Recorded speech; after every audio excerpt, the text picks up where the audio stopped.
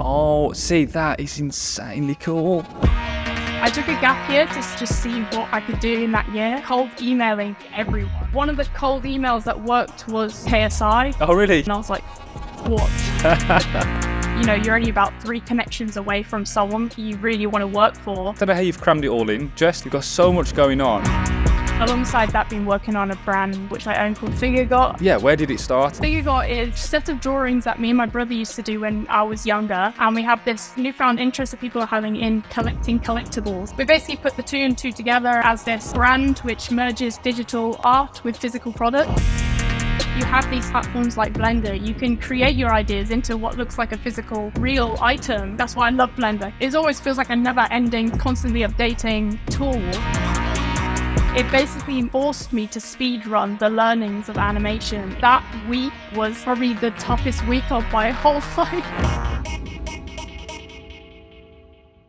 Jess, hello, welcome to the VFX Process. Can you just introduce yourself and tell us what you do? Yes, so I'm Jess Wiseman. I'm a 3D animator and designer currently. I still kind of consider myself a painter, I think, in my own head, because that's where everything kind of stems from. But over the last 3-4 years, I've been working with brands and individuals to bring their creative ideas to visualization. So that could be in the form of animation, 3D graphics, merchandising, logos, websites, anything kind of under that creative umbrella. And alongside that, been working on a brand which I own called Figuregot, which kind of started as a passion project and has become kind of its own business. Very excited to talk about that. So you started off like painting. Your portrait work is insane. It's really hard to pinpoint, I guess, when art really started playing a huge role in my life. As young as I remember, I was kind of doing paintings and drawing and that kind of thing. So it's kind of an escapism for me because I wasn't much of a speaker or talkative. So it's like artwork was kind of almost like this facade that I could kind of draw behind. Rather than going on a podcast and talking.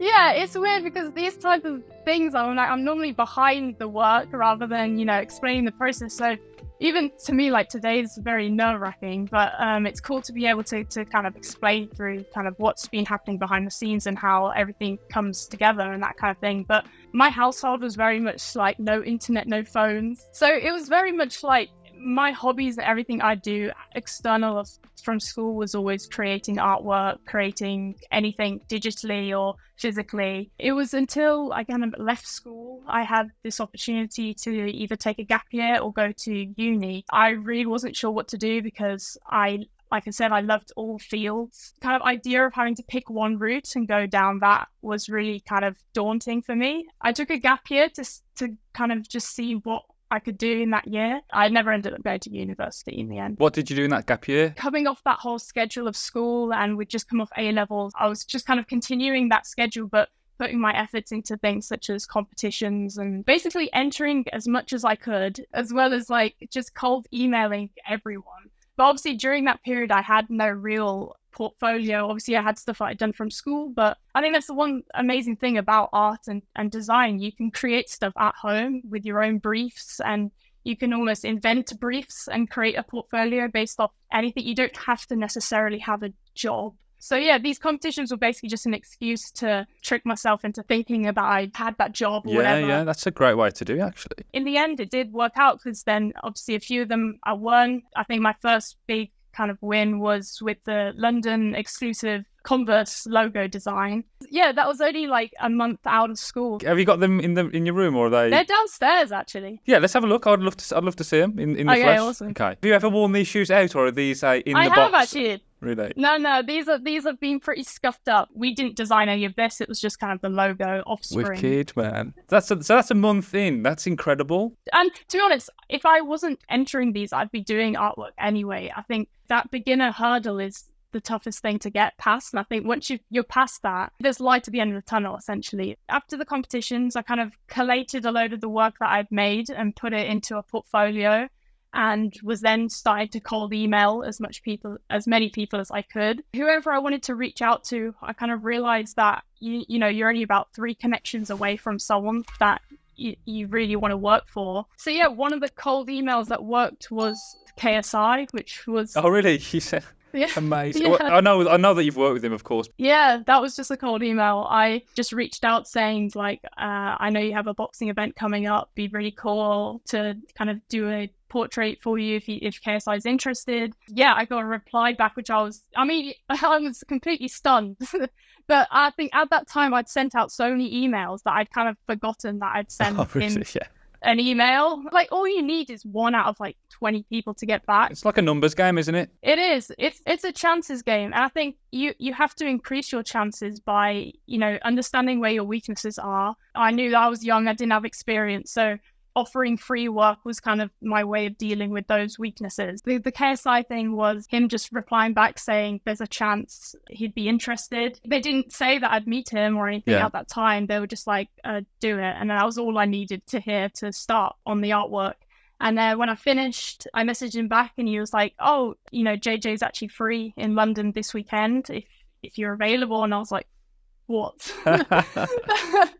You got to meet him, and was it the rest of the guys, or was it just JJ? Because you've worked with him. Yeah, the KSI thing was just him. I went to his apartment, which was very scary and very cool. But yeah, and then he put me on his story, and it was only on the story for 24 hours, but that got me from 0 to 10,000 followers. Yeah. Boom! Look at that, fella. He was so humble. So then I did AJ Tracy a couple months after that. But then I kind of reached a period of time where for myself it was taking, that entire month. And I just started seeing if there was a route for 3D and animation and that kind of thing. So I got a message from Republic Records. They replied saying, we have kind of this opportunity to do a 3D visual for Pop Smoke's album. But this was my first real kind of job. It was incredibly daunting because at that point I'd never learned animation. I'd only ever done still images in Blender, but I'd never actually moved a node or done anything that required, animation and movement of objects. So I basically replied to email saying, yes, I can do it. It's the best way, isn't it? Say yes and then work out how to do it. Exactly. So I said yes. And I would still to this day say that week was probably the toughest week of my whole life. Because it was basically learning the scratches of animation from the beginning, as well as having a client kind of wanting updates every day. Oh, of course, yeah. In a way, it was kind of the best thing that could have happened because it basically forced me to speed run the learnings of animation. In that week, did you find out about Ian Hubert by any chance? Yeah. Because I imagine if you Google Blender, you're going to come across, Ducky 3D, Ian Hubert, of course, Blender Guru. Did you do the donut or did you skip that? I actually didn't know. I think the problem people have with following tutorials is you get this high of once you've finished the donut, you feel as though you've learned everything you can in that software. But the reality is when you then start think I'll make my own thing now that I know everything, you end up, getting that low. So shit, I know nothing. My whole idea of learning softwares was always just, have an idea of what you wanted to make. Use tutorials as an assistant of when you ran into problems. Our past guests, a few of those have said that, learning a new software like that, they had an end goal, they knew what they needed to make, and then they would work backwards. Exactly. But yeah, that was kind of the start of the 3D, I guess, era after portraiture. After this Pop Smoke visual, one of my cold emails that got back was someone called Vandy The Pink. He was at the time doing a lot of custom pieces for Billie Eilish, and he introduced me to people he was collaborating with, like Billionaire Boys Club. So I started working for those people, and they'd recommend me onto other people. I think one of the people that was recommended onto was Notwoways, which was Calix's brand. And I'd worked for other brands like Reebok to do their kind of shoe designs before. Yeah, I got reached out on basically on Instagram by Henry, who's the creative director of kind of a lot of the Sidemen's projects, to basically say there was a project that he thought that my style would be kind of best suited for. That's not all in that gap year, is it? Tell me not. No. The Sidemen wasn't, but... Okay. I was going to say, that's a hell of a gap year. Yeah, it's all been within 3-4 years. I don't know how you've crammed it all in, Jess, to be honest. You've got so much going on and you've done so much already, which is insane. So, yeah, nothing but props to your dedication and hard work. And clearly, you just love what you do. And talking about love what you do, can we talk about the idea behind Figuregot? Yeah, where did it start? To go right back to the beginning, I was at the time working in the music industry for concerts and doing graphics and that kind of thing. And I was getting a little bit burnt out. I think that industry is very tough in the sense that it was very fast paced, incredibly tough. But again, like with all these experiences, I think they taught me then to be quicker with my work. And I got to a point at the end of like 2020, 2021, where I didn't like that feeling of, constantly just feeling almost like a robot and just putting out visuals as cool as the clients were. And it definitely built my portfolio up. So yeah, I was basically looking for another outlet. And obviously during this period, it was almost hard to avoid. If you were a 3D artist, the whole NFT surge. A lot of my favorite 3D artists like Beeple, Philip Hodus, Sam Spratt that I follow on Instagram were all kind of, putting on their stories that they'd sold their 3D work for money, and it was incredibly confusing, and I was, as well as confused, incredibly intrigued in how this was happening. And as much as obviously, there's a lot of controversy behind NFTs, I think it was early tech. It was interesting. There was a lot going on that I wanted to understand. So long story short, Figuregot is originally a set of drawings that me and my brother used to do when I was younger. We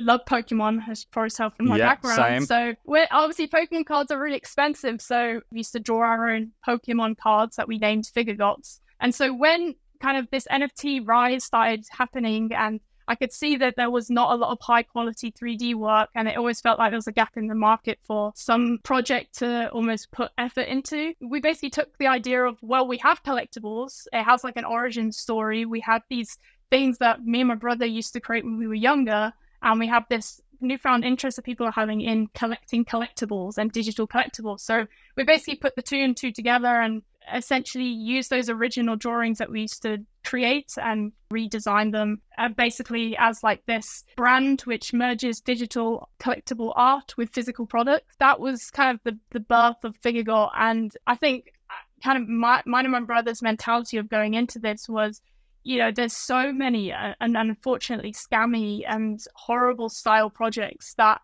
people really did not put a lot of effort into, that it almost felt too easy to enter the space because we wanted to do something that we had future plans. We have an origin of, this personal relationship that we have with this brand. It wasn't something that I just wanted to, do and then run away. Yeah. You see a lot of people, well, correct me if I'm wrong, Jess, you know a lot more about it than me, but would be, if you've got a bigger profile, to just put something out there and it's really the name that was selling it. And when you're putting a lot of building a world, a community, there's a lot more depth, like way more depth, that you're building something completely different. Yeah, I think that was the problem. It was just a lot of famous people or people with notoriety or whatever that had built an audience that would just say, buy this coin. And they would purely had this, financial incentive. Even if, nothing happened of this brand, it was something that I really, really enjoyed. And it was an amazing outlet basically to combine all the stuff that I'd learned over the years prior,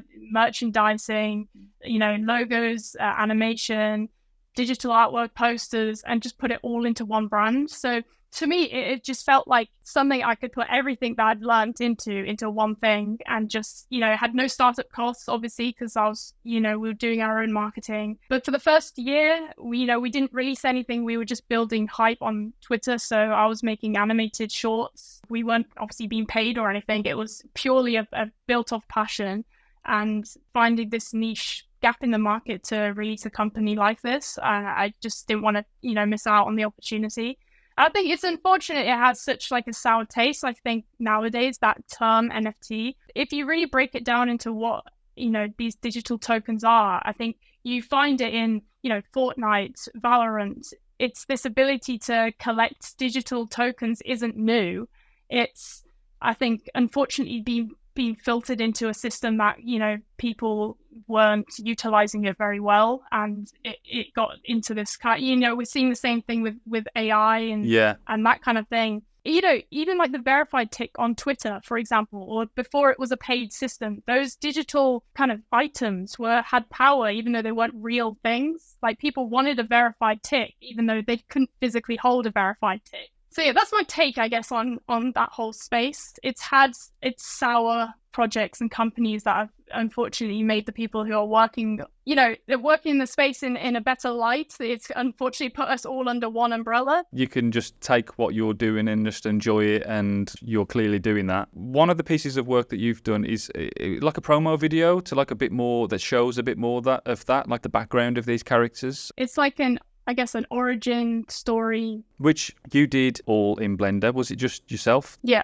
Incredible. So we'll talk about that now, like the process. We'll get into your process behind that. What it was like to create it, how you did it, some tips, tricks. This piece was actually split into probably about 6 animations that I released at different points throughout the year.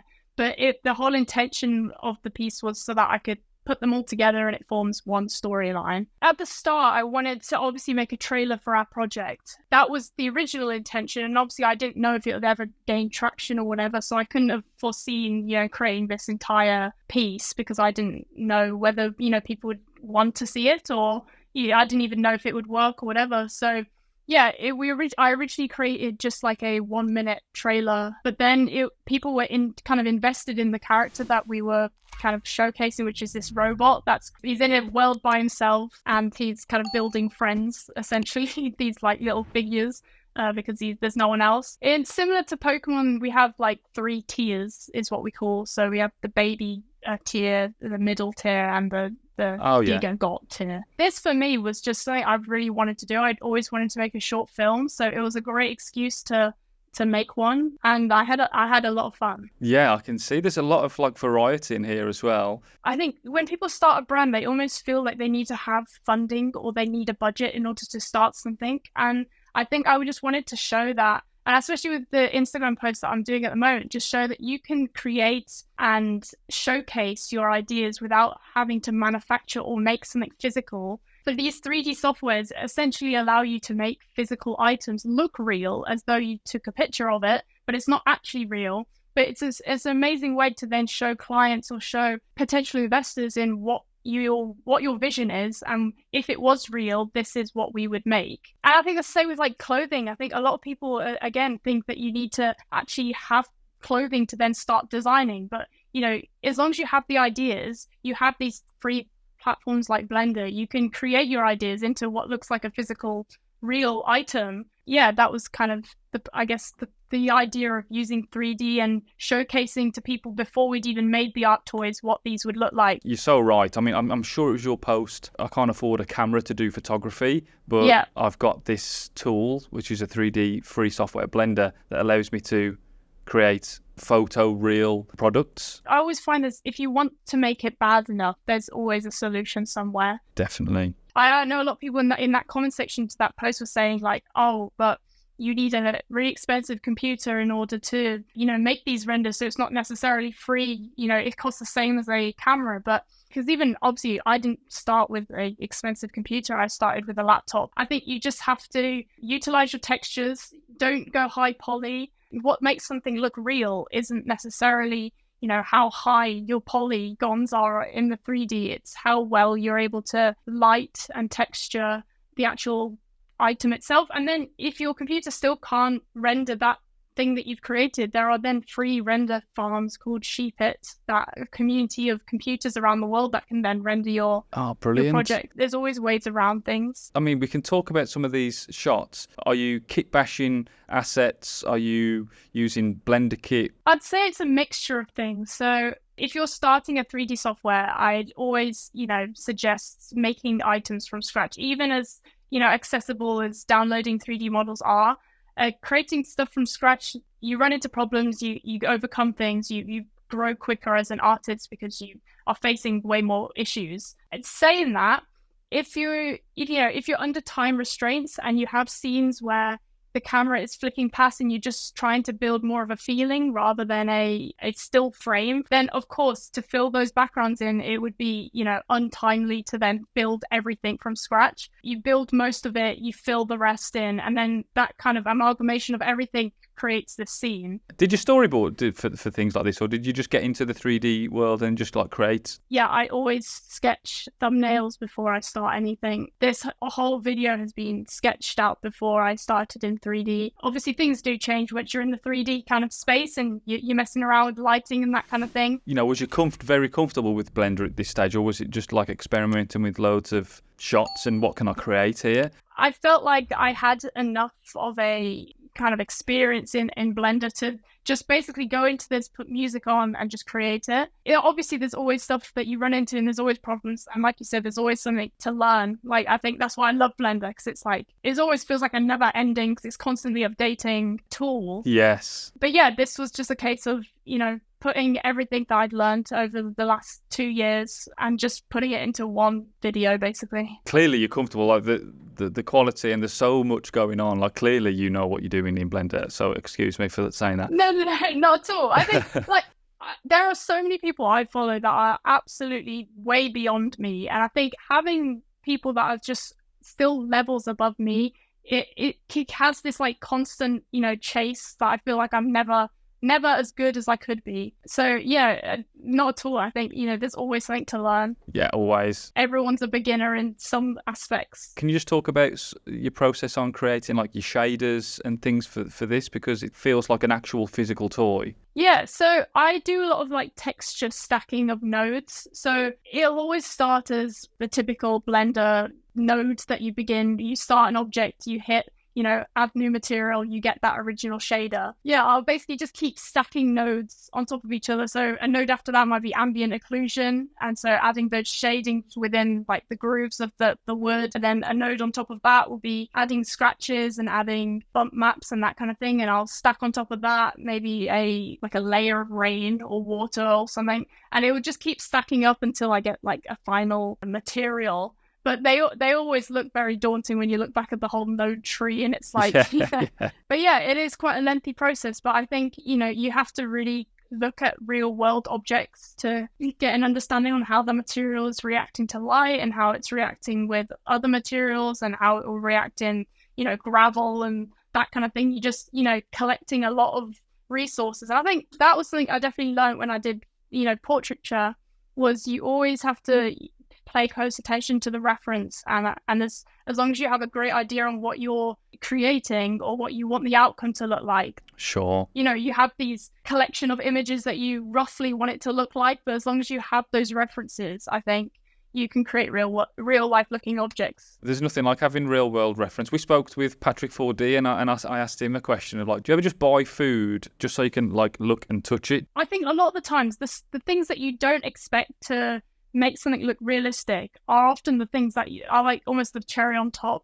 You know, like the getting dirt between the grooves. From a distance, it doesn't feel like that would make much of a difference. But when you start stacking and looking at items up close, you realize how detailed, you know, even brick walls are. They have dirt in between the grooves. They have slight cracks on some of the bricks.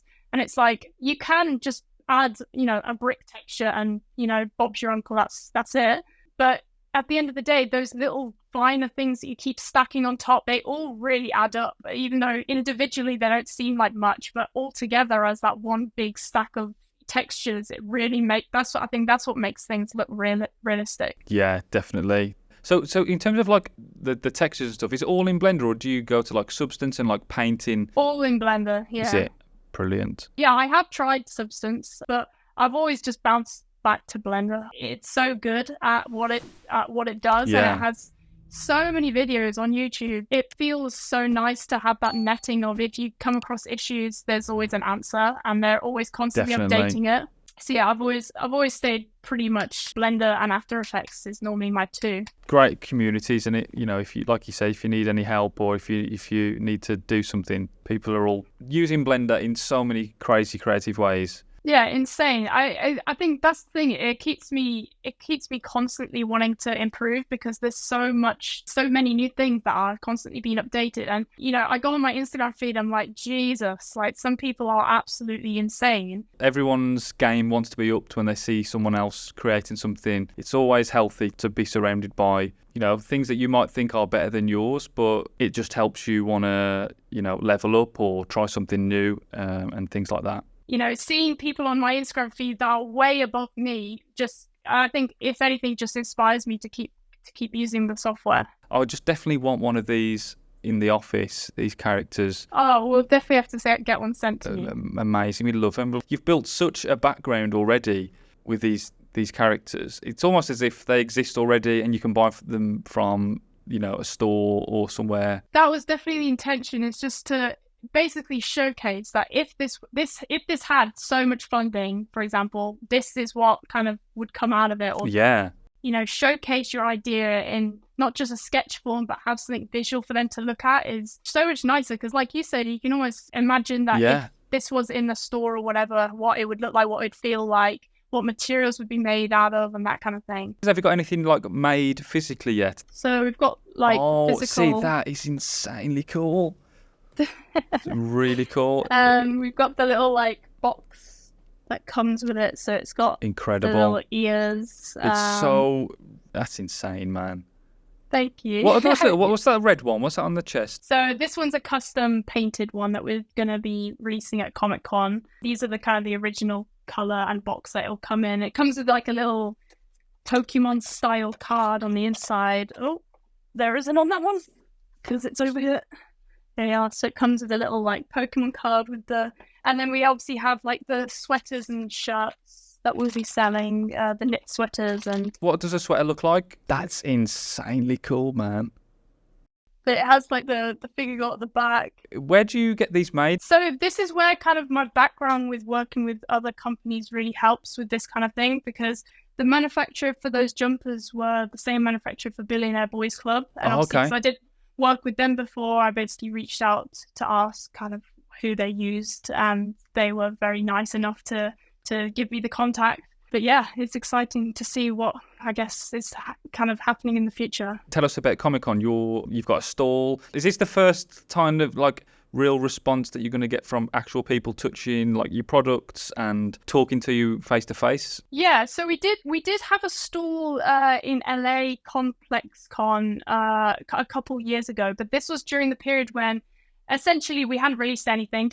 Everything was just digital. Nothing had been sold or anything. It was more of a concept brand, and we were brought on because they kind of believed in our vision. This year will be, in the next couple of days will be the first time that we're able to actually, have people buy things, and we actually have physical items, we have art toys, and yeah, it's very scary. I don't really know how successful or not successful it will be, and it's obviously still very much a learning process for both me and my brother. It's scary, but it's going to sell. I say sell out. I say it's going to sell. All this stuff is going to sell on the weekend. Honestly, it's incredible. What do you have in mind? In the next few years for this like character, the NFT, these stories. I think I'd love to obviously have perhaps like an animation studio built off the back of this, or go down the real like character IP and go down that kind of Sanrio, those characters that you can really form like an audience around. Maybe. Those kind of Gundam style collectibles. Yeah, I was going to say Gundam, definitely. And as well, the digital versions of these art toys are all interchangeable, so the arms can come out and you can switch helmets and that kind of thing. And I think that would be awesome with these kind of arm parts to come out, have magnets to switch between different versions. We also obviously have that kind of streetwear aspect that I'm really interested in like clothing and designing. And I think that's the thing about this brand is there's so many directions I want to take it with. It's hard to almost navigate one thing, but it's exciting because it means that it doesn't feel like there's, a stale outcome. Definitely. And then you obviously still have that collectibles element to this whole brand with the digital side. And for example, everyone that owned the digital token got a free Figuregot that we sent out. People want to support the brand because they have almost like an invested interest into where it's going and that kind of thing. And this is just you and your brother. Like you've got a lot planned out. Do you have a Monday morning catch up? How do you plan it together? What happens? It's funny because he's next door. What is he working on the brand at the moment? Yeah, and he does all like the website backend, Discord. He helps with selling the products. He helps with marketing. I really wanted someone else to help me with this because a lot of times I always go at things alone, and I realize I can't do it all. Or it's just kind of have a second opinion. I think The one thing I definitely struggled with a lot of client work and stuff that I was starting at the beginning was it was just solely me. You know, you get that artistic like thing where you look at something for too much and then you can't see whether it needs to improve or not, or you don't know what looks bad. It's really refreshing to be able to do it with someone that you obviously trust but has the same kind of vision, because obviously we both created these Figuregots when we were younger, and the name itself, none of us know where it came from. It's just we had a bunch of drawings that were called Figuregots. I think we were trying to do the whole like Pokemon syllable type thing. We talked about like, you know, you building a brand with your skill set. Say that I'm a creative, I can do a bit of 3D, I can do a bit of photography, and I want to build a brand. What would I do? I think the first steps would be, you know, really have a good idea on what your identity would be, or like your visual identity. Have an idea of how you want your brand to portray, what niche audience are you particularly targeting. And I think once you've kind of navigated the really basics of what you want this to be, the visual identity of how you want it to look like, who you're targeting, then obviously I think the first stage to everything is, you know, sketching, coming up with concept designs. This is where Blender really pulls through, because now you can put your ideas, actually look at it in physical form if you're, you know, create some realistic models of it and see whether it actually looks good if it was to be created. That's what's great. You don't have to spend a penny on, you know, manufacturing and getting samples and waiting. You can look at it in 3D. If it doesn't, you know, if it's not how you intended it to look like, you know, all we've wasted is a little bit of time. You know, if your incentive is purely to grow an audience, or if it's just money, or, you know, if your incentive is built on foundations that can crumble easily, then you're less likely to do those like after hours, you know, nighttime shifts. 100%. So yeah, I'd say you have to want it enough, and you gotta love it enough. If those two things are in place, you'll keep going until you know, find a visual identity, or, you know, however you want to build your brand. Thank you. That's a great piece of advice. How does somebody kind of come and support and get involved with Figuregot and yourself? Well, the website isn't live at the moment, but our Discord will be on our website. But yeah, if you want to support Figuregot, we're very much kind of active on Twitter at the moment, but we're building an audience, trying to build on TikTok, and I have some plans for our Instagram account. It's very dormant at the moment, but you know, there's some things that we're trying to build in that area. That's such an amazing insight, Jess, to your approach, your history, and what you've got going on. Like, we fully support this. We wish you all the best at Comic-Con. Our eyes are all over it because we love it. It really is. It's really nice to hear that feedback. So I think, yeah, like I said, me and Callum would be very much kind of housebound to that kind of only getting feedback from each other. So it's nice to get that, especially so early days in a brand. It's nice to get those kind of comments. So thank you so much. No, absolutely. Jess, I just want to say a huge thanks. That was so much fun. Thank you so much for having me. I've really, really enjoyed it. Thank you so much. No problem. Okay, great stuff. Take care, Jess. Bye.